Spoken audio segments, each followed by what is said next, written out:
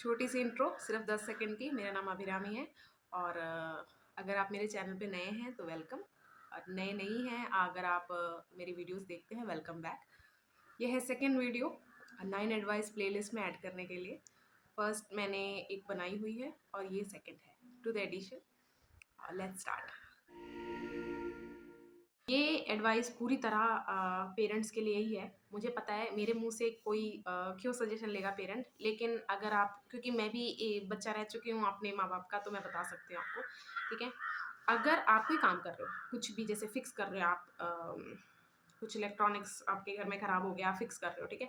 आपका बच्चा बिना आपके बुलाए, मतलब उसके साथ अगर आपका रिश्ता अच्छा है तो ऑब्वियस सी बात है वो आपके पास भाग के आएगा कि अरे मेरे मम्मी या पापा कुछ फिक्स कर रहे हैं, वो कैसे हैं, मतलब मैं देखने तो जाऊंगी ना क्यूरियोसिटी से।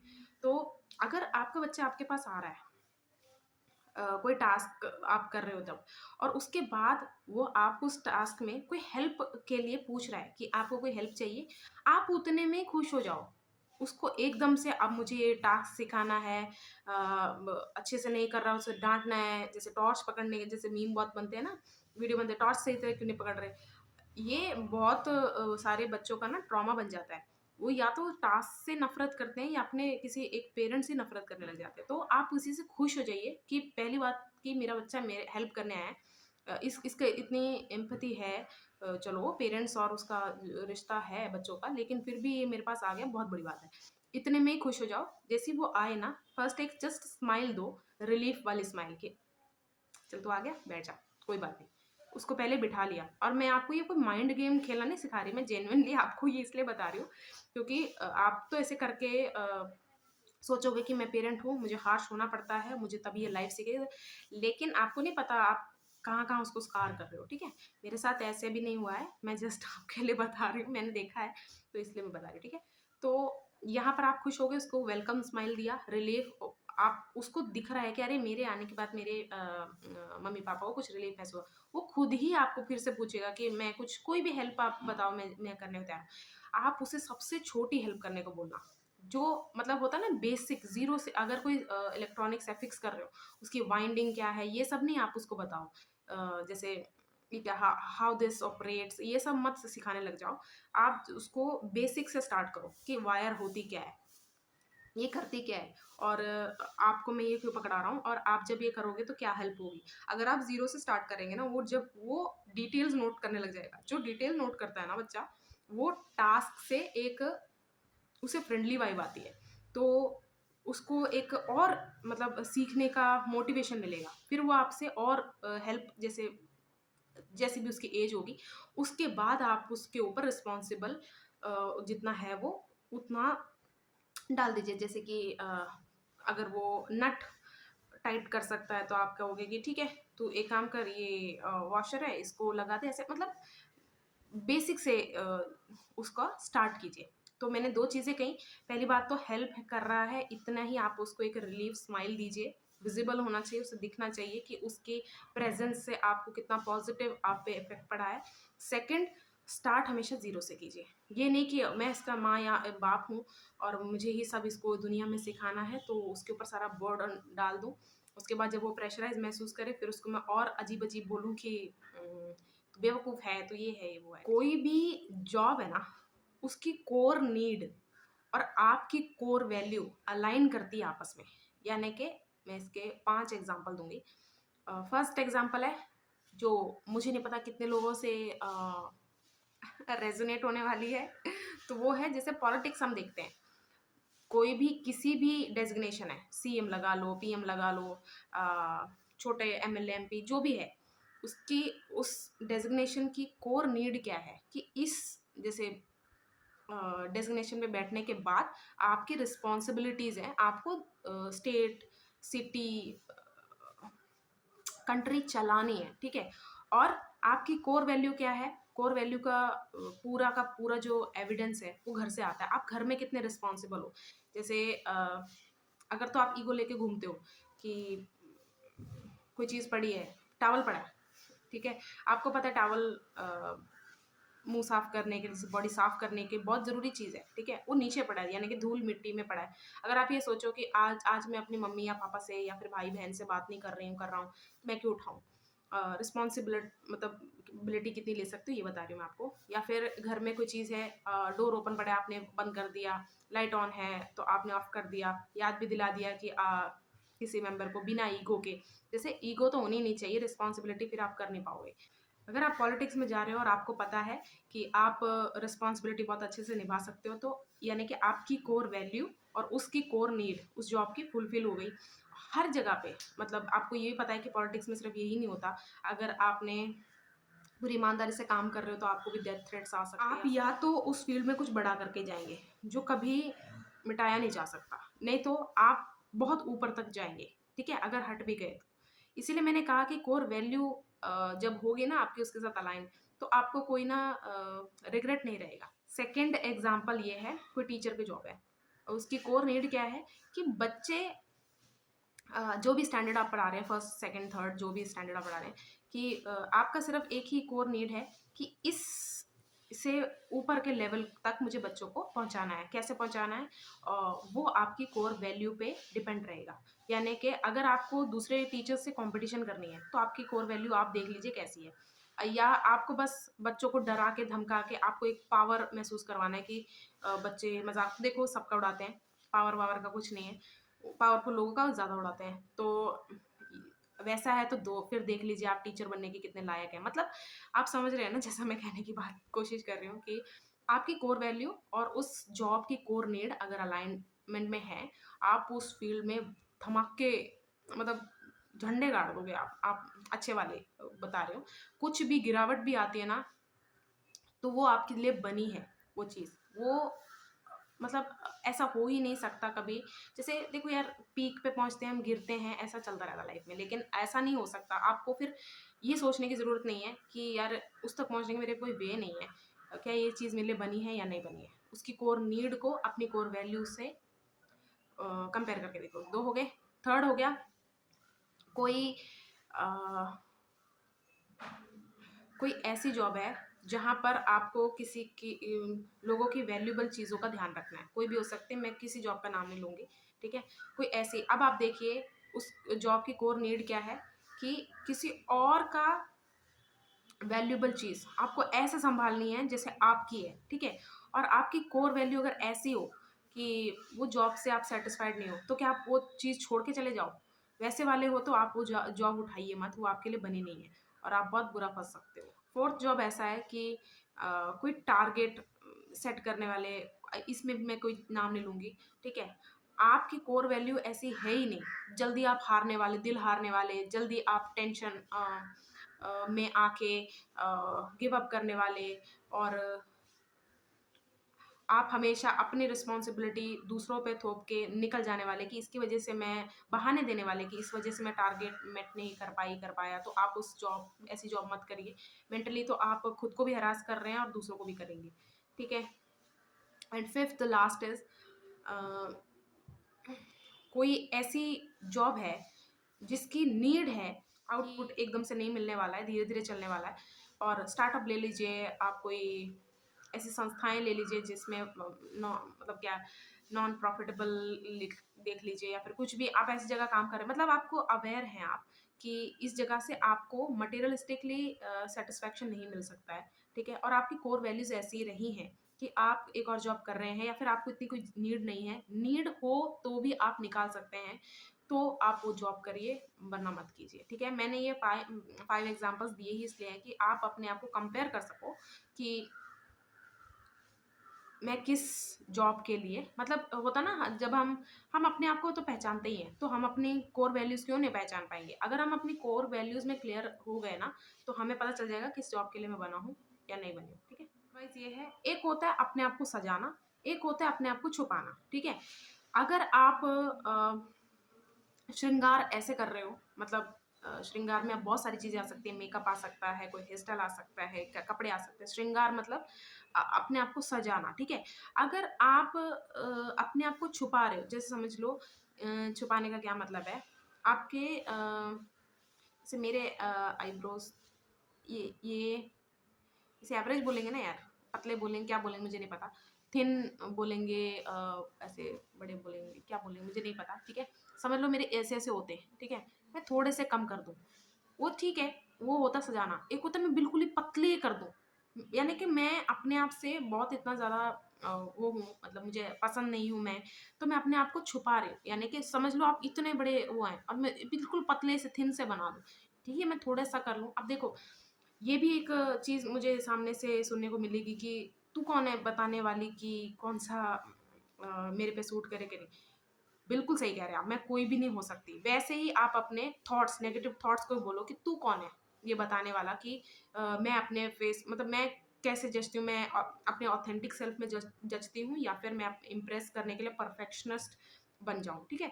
तो मेकअप करते हैं, हेयर स्टाइल करते हैं, कुछ भी है, मेक श्योर कीजिए कि वो आपकी पर्सनैलिटी को ना एनहांस कर दे, ना कि छुपा दे कि सोचो आप ऐसे इंसान हो जो कैसे बोलूँ यार, आप ऐसे इंसान हो जो लाउड दिखने में कोई जिस शर्माता नहीं है। जैसे समझ लीजिए बोल्ड हो आप और अगर हाँ, चलो ये एग्ज़ाम्पल अच्छी है। आप इतने शाय नहीं हो कि अगर सारे ग्रुप में आप अलग से दिख रहे हो तो सब आपको नोटिस कर रहे हैं, सब आपको देख रहे हैं, चाहे मुँह बना रहे हैं, चाहे हँस रहे हैं, चाहे आपको देख के वॉव कह रहे हैं, कुछ भी कह रहे हैं, मतलब किसी भी रिएक्शन से आपको कोई फ़र्क नहीं पड़ता। लेकिन आपने क्योंकि आप जिनके साथ जा रहे हो या फिर कोई भी मतलब आपके पेरेंट्स हो सकते हैं, दोस्त हो सकते हैं, आप किसी के जिनके साथ भी जा रहे थे, वो एग्री नहीं कर रहे हैं, तो आपने कुछ ऐसा-सा बना लिया कि चलो ठीक है, मैं बिल्कुल ही दिखाई ना दूँ या फिर मतलब ऐसे लगूँ कि इनविज़िबल हो चुकी हूँ, तो वो आप नहीं हो। आप अपने आप को छुपाओ मत और इसकी एक और साइड में ये दिखाना चाहती हूँ, heavy makeup heavy change on your hairstyle, dressing भी मत कीजिए कि उससे आप जो ऑथेंटिकली फ़ील करते हो कि सबका अपने-अपना एक होता है ना अपने आप को बताने का एक तरीका होता है कि ये ऐसी हूँ मैं। चाहे दुनिया को कुछ भी लगता है कि आप ऐसे हो, वैसे हो क्योंकि आपने कुछ साइड दिखाई होगी, कोई ना कोई इमोशन अलग-अलग लोगों को अलग-अलग तरीके से दिखाया होगा, तो उनका ओपिनियन आपके लिए बन गया। लेकिन हर किसी को पता होता है कि मैं कैसी हूँ, मैं कैसा हूँ, ठीक है? तो अगर आपको सजना है, बहुत पसंद है और आप उस सजने के बाद बहुत सारे आपको कमेंट्स आएँ, बहुत सारे आपको कॉम्प्लीमेंट्स आएँ, दोनों से अगर आपको लगता है कि मेरे को अफ़ेक्ट ना हो, तो ये एक मेथड, ये एक रूल अपना लीजिए अपनी लाइफ़ में कि मुझे अपने आप को छुपाना नहीं है, मुझे अपने आप को सजाना है, ठीक है? लड़का-लड़की मैटर नहीं करता कि कौन है, ठीक है? आप जो भी हैं, अगर आप अपने आप को सजा रहे हैं, तो इस तरह से इस इंटेंशन से कीजिए कि आप अपनी ब्यूटी से ऑलरेडी बहुत इम्प्रेस्ड हैं और उसको एनहांस करना चाहते हैं, आप उसे कॉम्प्लीमेंट करना चाहते हैं। मतलब अगर आपके अगर आपका ग्लोई फेस है, ठीक है? मतलब आपको पता है कि आपका एक ग्लोई फेस है, अब कुछ भी हो उसका रीज़न ऑयली फेस के कारण है, कुछ भी है, तो उसको कॉम्प्लीमेंट करने के लिए क्या कर सकते हैं? ना कि ऐसे प्रोडक्ट्स लगा लो कि मुझे ऑयली नहीं दिखना है या फिर कुछ भी। देखो, आपकी जो ब्यूटी है ना, ऑथेंटिक सेल्फ हो आप, आपको लग सकता है या फिर उसका कुछ भी रीज़न हो सकता है कि आपको पास्ट में बहुत सारी चीज़ें उसके लिए सुनने मिली हो सकती है या फिर अभी भी बहुत सारे लोग हैं जो एग्री नहीं करते आपकी ब्यूटी से। सबसे पहली बात आपको ये देखना है कि उस ब्यूटी के अलाइनमेंट में चलने से यानी कि उस ब्यूटी को कैरी करने से आपका नुकसान हो रहा है या नहीं, ठीक है? नुकसान इन द सेंस कि आपको पिंपल्स हो रहे हैं या फिर कुछ फेस पे कुछ ऐसे खराब हो रही है या फिर उसको हटाने के बाद कुछ ऑपोज़िट बनने के बाद तो आपका नुकसान ज़्यादा बड़ा है। तो आप सोचो आप किस में जाना चाहोगे, ठीक है? हम सबकी लाइफ में एक ऐसा फेज़ भी आता है या फिर एक ऐसी सिचुएशन बनती है जिसको हम एक क्या कहते हैं बार-बार, बार-बार दोहराते रहते हैं। जैसे आपको पता चलता है कि ये जो सिचुएशन अगर हुई है मेरे लाइफ में, इसको मैं बहुत टाइम से घसीटता जा रहा हूँ अपनी लाइफ में, ठीक है? अब उसको साइकिल का नाम दीजिए आप, एक सर्कल का नाम दीजिए आप, कोई भी दीजिए उसका कोई फ़र्क नहीं पड़ता। लेकिन आपको दिख रहा है, ये चीज़ जब भी मेरी लाइफ में या इसके बारे में सोचता हूँ या फिर मैं इन्वॉल्व होता हूँ इसमें, तो इस क्या होता है स्टार्टिंग इसकी ऐसी होती है, इसका पीक ऐसा होता है और फिर वो जो पीक के बाद जब हम गिरते हैं नीचे वो ऐसा वैसा होता है और जो इसकी एंडिंग होती है वैसा होता है। अब इसका सॉल्यूशन आप कैसे निकाल सकते हैं? मैं आपको क्लियर कट एक चीज़ बता रही हूँ, आप अपनी लास्ट एक्टिविटी और थॉट पे रिटर्न करते हैं, ठीक है? आपने जो चीज़ जैसे डोमिनेंस है किसी चीज़ का, किसी थॉट का आपकी लाइफ में कि मुझे जैसे आपका माइंड उस चीज़ से हट ही नहीं रहा है, ठीक है? कोई भी सिचुएशन हो सकती है, मैं एग्ज़ाम्पल के लिए कोई एम्बैरेसिंग चीज़ जैसे आपने की, ठीक है? वो डोमिनेंट हो जाएगा क्योंकि आप ज़बरदस्ती उसको सोचना नहीं चाहते, लेकिन माइंड का फोकस वहाँ लगा हुआ है क्योंकि स्ट्रॉन्ग इमोशन से जुड़ा हुआ है। जैसे एम्बैरेसिंग क्यों अगर आपके एम्बैरेसमेंट लिस्ट में डाल रहे हो आप उसे, यानी कि बहुत कुछ ऐसा हुआ होगा मैं अपना भी शेयर करती हूँ आपके लास्ट में, ठीक है? अभी इम्पोर्टेंट नहीं है। कोई भी ऐसी सिचुएशन हो सकती है जो आपको पता है कि जब भी मैं इस बारे में सोचता हूँ ना, या फिर उस रिलेटेड या फिर उसके साथ एसोसिएटेड कोई इंसान मेरे लाइफ में आ रहा है, आ रही है, तो मुझे वो सारा इंसिडेंट याद आता है और उसके बाद मैं पैनिक होती हूँ।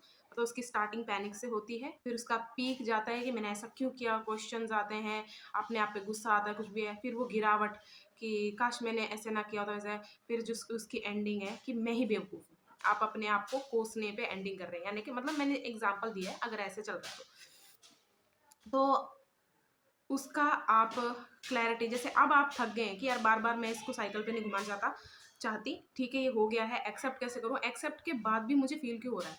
आप अपने लास्ट थॉट या एक्टिविटी पे ही रिटर्न कर रहे हैं। जैसे कोई भी चीज़ है ना, डोमिनेंस है किसी थॉट का, इसलिए आपने सोचा, शुरुआत हो गई है। शुरुआत पे ध्यान ही मत दीजिए कि आपने सोचा क्यों? आप एंडिंग पे ध्यान दीजिए कि आपने एंड कहाँ किया था।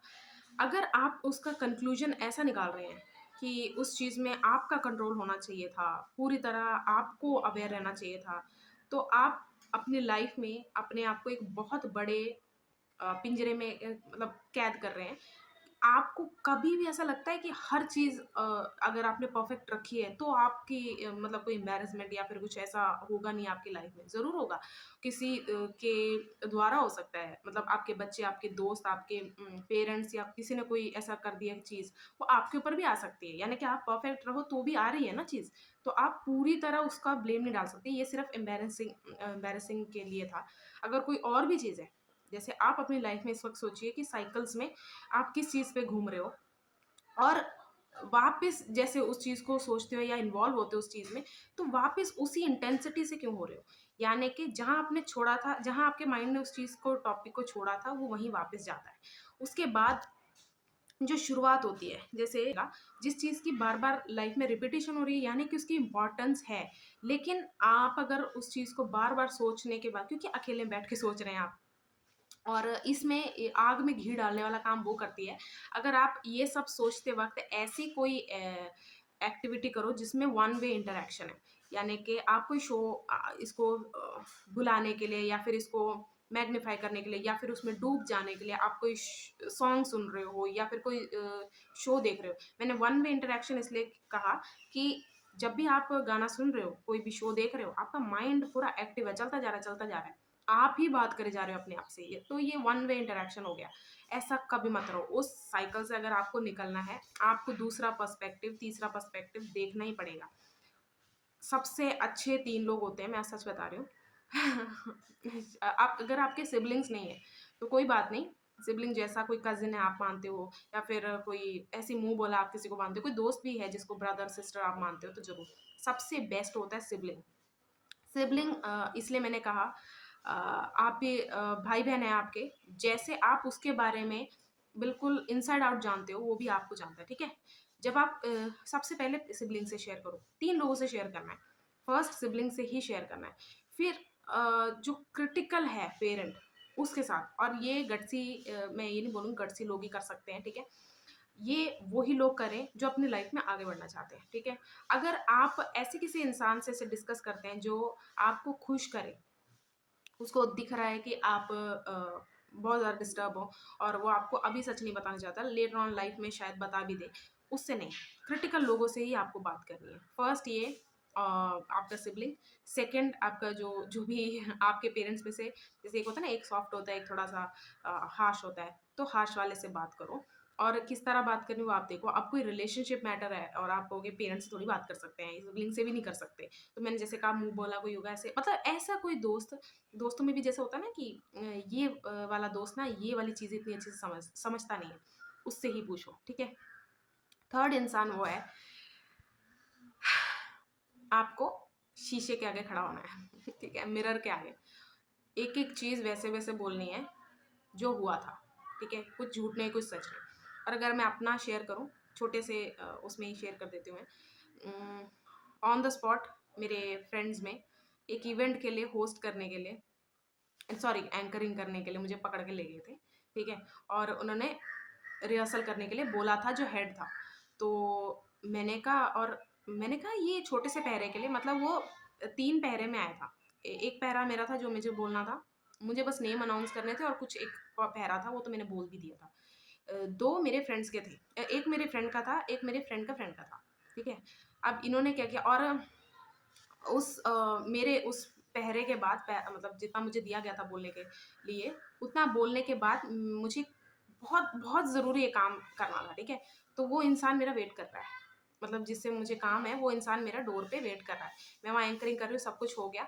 अब सेकंड पहरा जिसका था, मुझे नेम अनाउंस करना था कि I am passing on the mic ऐसे करके, और मैंने देखा कि रूम में ही नहीं है, मेरी फ्रेंड रूम में ही नहीं है, भाग गए वो। पीछे से इशारा कर रहे हैं, तू नहीं करना, तू नहीं करना। अब देखो, इसीलिए मेरी गलती इसमें क्या थी, मुझे रिहर्सल करना चाहिए था, और मतलब ध्यान देना चाहिए यार किसी चीज़ को। और ये कितनी रिस्पॉन्सिबल बात है, कितनी अजीब बात है। मतलब वहाँ पर टीचर्स आए हुए थे, सारा स्टाफ आया हुआ था, उनका अपना टाइम निकाल के आया हुआ था, तो उनके टाइम की मुझे रिस्पेक्ट करनी चाहिए थी।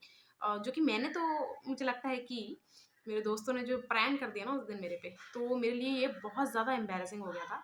क्योंकि मतलब मैं बहुत ऐसे था कि मैं बहुत कॉन्फिडेंट इंसान हूँ, तो उस दिन मुझे ऐसा फ़ील हुआ कि शिट! मैं भी अपना कॉन्फिडेंस लूज़ कर सकती हूँ। और क्योंकि बैक ऑफ द माइंड मेरे ना चले जाता है, अरे यार मेरा काम डिले हो रहा है, मेरा काम डिले हो, मुझे जाना है, मुझे जाना है। और ये लोग, और अब मेरे पे जब ये हावी हो जाता है ना कि किसी ने बिट्रे किया, तो मैं सब भूल जाती हूँ, और फिर उस प्रेशर में नहीं कहती, तो मैंने वो माइक पास ऑन कर दिया था अपने हेड को ही, जो उस इवेंट का हेड था उसी को मैंने कर दिया था। लेकिन ये बहुत अजीब बात हो गई थी, क्योंकि जब मैं माइक पे थी, तो उसमें दिख रहा था कि या तो मैं कुछ भूल गई हूँ, या फिर मुझे बोलना नहीं आ रहा है, लेकिन सच मुझे पता था कि यार ऐसे-ऐसे हो गया मेरे साथ, ठीक है? तो मैंने छोटा-सा ये वो किया, और इसको मैंने साइकिल्स पे नहीं घुमाया है। वो मैंने शुरू में आपको बोला था ना, एम्बैरेसिंग कुछ लगे आपकी लाइफ में, इसलिए मैंने शेयर किया। आपकी लाइफ में ना स्नीकी ऑब्जर्विंग लोग हो सकते हैं, जिन्हें आप फ्रेंड्स भी कह रहे होंगे, कुछ भी। और मैं ऐसा क्यों कह रही हूँ, एक ऐसा एग्जांपल देती हूँ, जैसे आपको कोई फूड, स्पेसिफिक फूड से एलर्जी है, या फिर कुछ भी, मतलब वो फूड आपको पता है कि जब आप खाते हैं, या फिर आपके डाइजेस्टिव सिस्टम में वो असर करता है, कुछ भी हो सकता है, ठीक है? अ, मतलब मैं जस्ट एक एग्जांपल के तौर पे कह रही हूँ। और इस फ्रेंड को पता है कि ये इनटेक अगर इसने कर लिया, तो इसका, जैसे आपका कोई इंपॉर्टेंट दिन है, कोई मतलब बड़ा दिन है, वो खराब हो सकता है। तो प्लीज़ आप ना इस चीज़ को अपना एक वहम मत समझिए कि कोई दोस्त है, आपको इतना गहराई से जानती है, फिर भी उसने ये करवा दिया आपसे। तो इस चीज़ को हल्के में मत लीजिए, क्योंकि अगर वो आपको इतनी गहराई से जान गया है, मतलब अगर उसको ये तक पता है कि कौन-सा फूड आपके लिए सही नहीं है, तो आपको लगता है कि ये बिना ऑब्ज़र्व करे, बिना होगा, तो ऐसे दोस्त आपके लिए सबसे ज़्यादा डेंजरस होते हैं। एक और एग्ज़ाम्पल दे सकती हूँ, जैसे कि आपने उसको कोई सेंसिटिव अपनी चीज़ बताई हो, और उसको पता है कि ये एक जो चीज़ है, मतलब कि आपने उसको भी नहीं बताई हो, लेकिन उसने खुद ही ऑब्ज़र्व कर लिया हो कि कोई ये एक कोई वर्ड है या फिर चीज़ है, इससे ना ये डिस्टर्ब हो जाती है मेंटली, ठीक है? तो वैसे भी वो आपका डे रूइन कर सकते हैं। तो आप इसको ऐसे मत सोचिए कि मेरा वहम है, या फिर वो आप अगर कन्फ्रंट करने जाएँ, वो दोस्त ही आपको सामने से कहे, यार तुझे ऐसे ही शक हो रहा है, मुझसे गलती हो गया, और सॉरी भी बोले बहुत ही बड़े वे में, जैसे कि बहुत अच्छे से सॉरी बोले सब कुछ, और होता है ना कि I will make up to it, वो भी करके दे आपको। लेकिन आपको इस चीज़ को हल्के में नहीं लेना है, ठीक है? Keep that friend on check, और आपको इस चीज़ को मतलब ऐसे वो नहीं करना है, ऐसे नहीं सोचना है कि आप वहम में हो, ठीक है? आपके लिए क्या सही है, क्या नहीं, आपकी गट फीलिंग आपको बता रही है, तो उसको इग्नोर नहीं करना है आपको। उनके लिए है जो ऐसा करते हैं, जिनको पता है, बहुत अच्छी बात है। जो भी बॉडी फ्लूइड रिलीज़ करने वाले हैं, उनको होल्ड करके रखना अपनी बॉडी पे वर्स्ट पनिशमेंट होती है।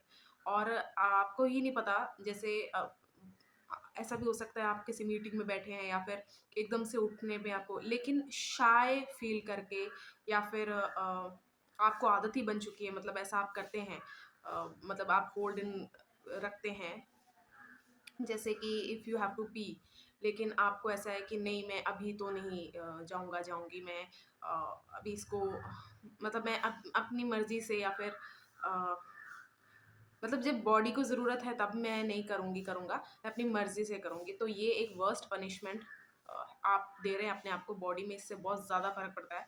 और अगर आपको लगता है कि जो बॉडी फ्लूइड हैं वो रिलीज़ वाले हैं, इसीलिए बॉडी आपको एक अर्जेंसी आपके माइंड में या फिर मतलब आपको ऐसे महसूस होता है कि ओह!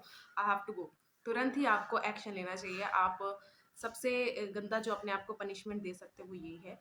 और ऐसा आपके नेचर में भी धीरे-धीरे आने लगता है कि जब आप कोई चीज़ रिलीज़ करने वाली है, आप उसको होल्ड इन करके रखते हैं। अब आप ऐसे ही इंसान भी बने रहिए। सबसे ज़्यादा तंग इस दुनिया में वो होते हैं जो ना आर के होते हैं ना पार के होते हैं, ठीक है? मैं आपको एग्ज़ाम्पल दूँगी, 2-3 एग्ज़ाम्पल दूँगी। पहले हम ये डिस्कस कर लेते हैं कि मैंने ऐसा क्यों कहा। एक होते हैं अपने बारे में पूरी तरह क्लियर, ठीक है? एक होते हैं कन्फ्यूज़ कि अभी मैं एक्सप्लोरिंग स्टेज पे हूँ। एक होते हैं जिनको अच्छे से पता है वो क्या है, ठीक है? लेकिन उनको ज़बरदस्ती एक क्या कहते हैं उसको चद्दर ओढ़ के रखनी है अपने ऊपर कि मुझे ऐसा दिखना पड़ेगा नहीं तो मतलब कुछ रेपुटेशन का भी हो सकता है। अर्ली 20s में आपको आप पेरेंट्स को कोई गलत ना बोले आपकी वजह से, वो एक डर होता है। बहुत सारी चीज़ें और भी हो सकती हैं। ज़िंदगी जो टफ होती है वो है थर्ड वाले की, कि अपने आप क्लियर है। जैसे एक ना शेमलेस इंसान है जो कोई भी चीज़ कर ले, वो ये सोचने में टाइम मतलब वेस्ट ही नहीं करता कि क्या-क्या बोला जाएगा और क्या नहीं बोला जाएगा। एक होता है जिसको बहुत शर्म आती है, ऐसे ही जीना चाहता है एक लाइफ़ जो सोसाइटी ने ऑलरेडी अ, जैसे सोसाइटी है वैसे चलना चाहता है, ठीक है? उसके अलाइनमेंट में रहना चाहता है। और शेमलेस मैंने इसलिए कहा कि इसके भी 2 कैटेगरीज़ हो सकते हैं। एक होता है शेमलेस कि जो अपने कही हुए चीज़ों जैसे अपनी ही चीज़ें रिस्पॉन्सिबिलिटी इसको ठुकरा दे। जैसे वो शादी में है लेकिन फिर भी एक्स्ट्रा मैरिटल अफ़ेयर कर रही है ना? तो वैसा, ठीक है? शेमलेस। और ऐसा भी नहीं है कि उसकी मैरिज मतलब बहुत ख़राब चल रही है या फिर उसकी वाइफ़ उसे बहुत तंग करती है, ठीक है? तो वैसा वाला शेमलेस, ठीक है? मैंने जस्ट एक वो समझाया आपको। और एक होता है कि शेमलेस का टैग मिला हो और इंसान सच में शेमलेस हो ना।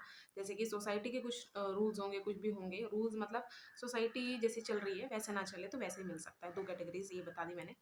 और एक होता है बहुत ही शर्मीला सोसाइटी के मतलब जैसे वो कह रहे हैं वैसे चलने में उसको कोई परेशानी नहीं है, वो ऐसा उसको जीना उसे पसंद है, ठीक है? तो अगर आप क्लियर हैं कि आप इन दोनों में से इन दोनों में से एक में आते हैं, ठीक है? फिर तो आपकी लाइफ बहुत सॉर्टेड है। जो सबसे ज़्यादा फँसते हैं वो है ये मिडल वाले, क्योंकि ना ये दोनों लोग जो अपने बारे में क्लियर हैं और अभी एक्सप्लोर कर रहे हैं, ये दोनों ही ट्रेंड नया-नया चला रहे हैं, कैंसल कर रहे हैं। लेकिन जो ये बीच वाले हैं ना, इम्प्रेस करने के चक्कर में ही आप रह जाओगे। अगर इन दोनों में से एक हो ना आप, तो इतनी मेंटली आपको दुःख नहीं रहेगा। जैसे बहुत सारे लोग ऐसे होंगे समझ लीजिए कोई ट्रेंड आया था, कोई भी ड्रेसिंग ले लो आप, ठीक है? उस वक़्त ऐसे या फिर कोई हेयर स्टाइल था, उसका ट्रेंड एक बार चला था। अब एक इंसान है जो क्लियर है कि मुझे कोई भी कुछ भी बोले, मुझे कोई फ़र्क नहीं पड़ता, तो वो उस चीज़ को बहुत अच्छे से कैरी कर पाएगा। लेकिन आपके मन में है, आपको भी सेम चीज़ करनी है या फिर आपको भी कोई अपने एक ट्रेंड ट्राई करना है, लेकिन आप ये सोचते रहे कि यार अभी एक ग्रुप ने उसको करना शुरू नहीं किया है या फिर मैं करके जाऊँगा तो बहुत बुरा लगेगा। तो आपकी लाइफ़ बहुत ज़्यादा मुश्किल हो सकती है। अब आप ये भी बोल सकते हैं कि ऐसा थोड़ी है कि बहुत ज़्यादा आप शर्मीले हैं, तो आपको स्टार्ट करना चाहिए घर में पहनने से। जैसे जो चीज़ आप घर में भी नहीं करते ना, वो आप बाहर भी नहीं कर पाएँगे। तो अगर आपको स्टाइल है, ट्रेंड है, आप खुद ही पहले मिरर में घर में कंफर्टेबल होइए देख के, ठीक है? ऐसे नहीं आपने कैंची लिया और बाल काट दिए। जो भी आपको सूट करता है, आप पे अच्छा लगता है, वो अगर आप फ़ॉलो कर रहे हैं तो उसमें कोई बुराई नहीं है। या तो आर पे रहिए या पार पे रहिए, बीच में रहने वाले की ज़िंदगी हमेशा इन दोनों को इम्प्रेस करने के चक्कर में फालतू जाती है। अब ये जो एडवाइस है, आप खुद भी अपने आप पे नोट कर सकते हैं या किसी और पे भी, कैसे आपको पता चले कि कोई ऐसी एक सच्चाई है, उसके लिए आप रेडी हो या नहीं हो? बॉडी वाइज़ आप कैसे बता सकते हैं? जैसे आप इमेजिन कीजिए आपके सामने ऐसा कोई इंसान है जिसके सामने आपने कोई गलत काम किया है, ठीक है? और आप एक ब्रूटल, एक ऑनेस्ट वो चाहते हैं कि जैसा मैंने फ़ील करवाया, जैसा मैं दिख रहा था या करते वक़्त जैसा मैं फ़ील हो रहा था, हो रही थी, वैसा मुझे डिस्क्राइब करो, ठीक है? आप बॉडी वाइज़ कैसे बता सकते हैं कि आप रेडी नहीं हो उस सच को सुनने के लिए? अगर आपका फेस खुद ही बन गया, जैसे आपके इमोशन जो अंदर है ना, बहुत अगर हावी हो गया आपके फेस पे, तो वो दिखने लग जाएँगे। जैसे बताना क्या सच था, या फिर अगर ऐसे ये सब करते हैं, तो उस वक़्त बॉडी आपको ये बता रही होती है कि इस सच के लिए पूरी तरह आप तैयार नहीं हैं, ठीक है?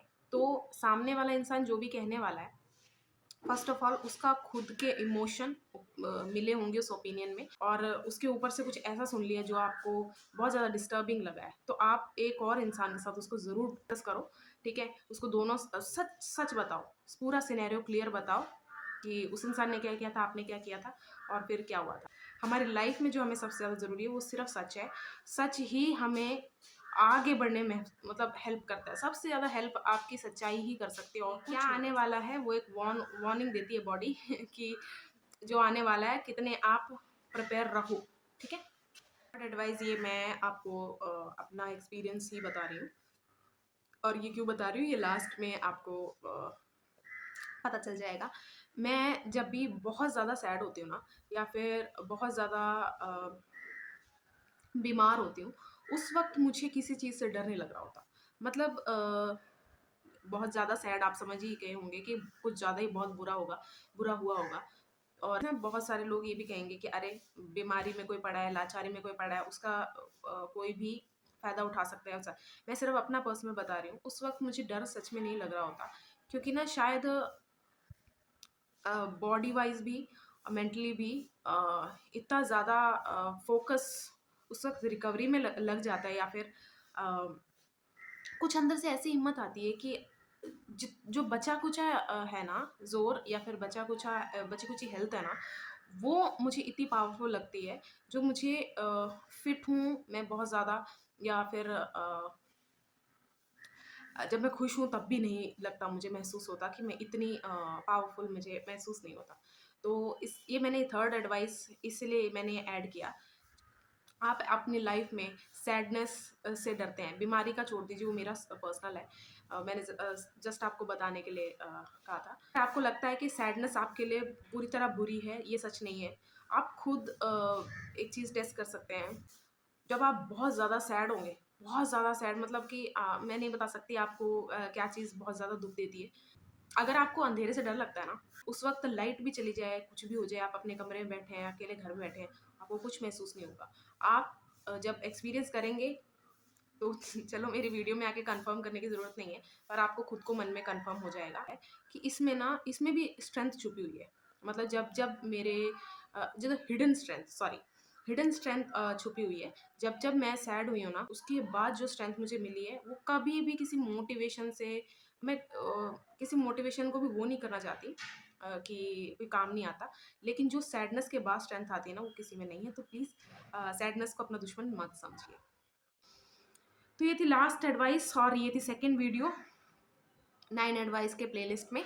और प्लेलिस्ट बहुत सारी मैंने अलग-अलग नेम दे के उसमें वीडियोज़ मैंने इसलिए ही ऐड की हुई हैं कि किसी को भी जैसा भी मूड हो रहा होगा, जैसा भी उस टाइम फ़ील हो रहा होगा ना, जैसे भी लाइफ़ में आपकी जो भी सिचुएशन चल रही है, तो जैसा आपको वीडियो देखने का मन करे, आप प्लेलिस्ट से उठा के देख सकें, ठीक है? थैंक यू, धन्यवाद। और यहाँ तक अगर आपने वीडियो देखी है, कोई भी चीज़ अच्छी लगे, नहीं लगे, कमेंट्स में आप मुझे खुल के बता सकते हैं, ठीक है? और या थैंक यू।